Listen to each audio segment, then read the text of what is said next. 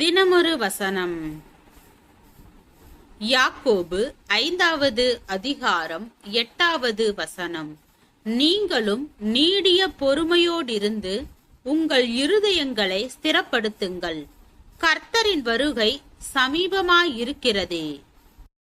மாம்பழங்களை திருடி சாப்பிடும் ஓர் குரங்கு ஒரு நாள் சற்று வித்தியாசமாக யோசித்தது. மாம்பழத்தை சாப்பிட்டுவிட்டு கொட்டையை வீசி எறியாமல் அதனை மண்ணில் புதைத்து வைத்தது. அது முளைத்து மரமாகி கனி கொடுத்தால் நிறைய பழங்கள் கிடைக்கும் என்று எண்ணியது. ஒவ்வொரு நாளும் அங்கே வந்து பார்த்தது. ஆனால் அங்கே எதுவும் முளைக்கவில்லை. மண்ணை தோண்டி பார்த்தது. மாங்கொட்டை அங்கே பத்திரமாக இருந்தது. தினமும் அப்படியே செய்தது. ஆனால் மாங்கொட்டையிலிருந்து செடி முளைக்கவில்லை.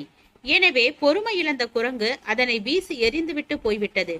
குரங்கின் நோக்கமும் ஆர்வமும் நல்லதுதான். ஆனால் அதற்கு பொறுமை தேவைப்பட்டது. தினமும் பொறுமையின்றி மண்ணை கிளறி கிளறி கொட்டையை எடுத்ததால் முளைக்கும் வாய்ப்பு கிட்டவில்லை. அதுபோல நாமும் சில நேரம் நல்ல காரியங்களை செய்கின்றோம்.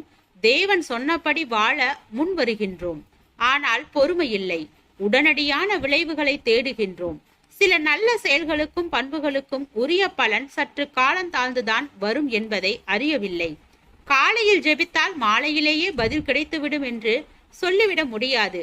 2 நாள் உபவாசித்து விட்டால் 3ஆம் நாளே யாவும் தலைகீழாக மாறிவிடும் என்று எண்ணிவிட முடியாது. சில விஷயங்களுக்காக நாம் எதிர்பார்க்கும் நேரங்களை விட தேவன் அதிக நேரத்தையே குறிக்கின்றார்.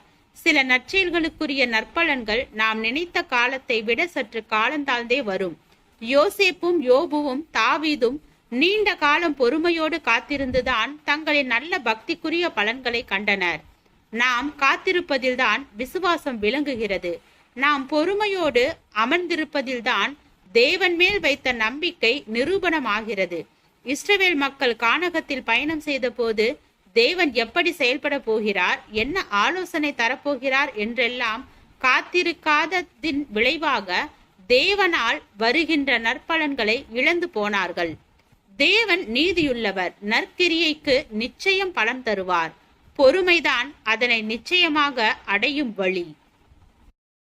ஜெபம். தேவனுக்கு ஸ்தோத்திரம். தேவனே, நாங்கள் எங்களுடைய வாழ்க்கையில் தேவ ஐக்கியத்தில் நிலைத்து இருப்பவராகவும் விசுவாசத்தில் உண்மையுள்ளவராகவும் வாழ கிருபை பாராட்டும். ஆமீன்.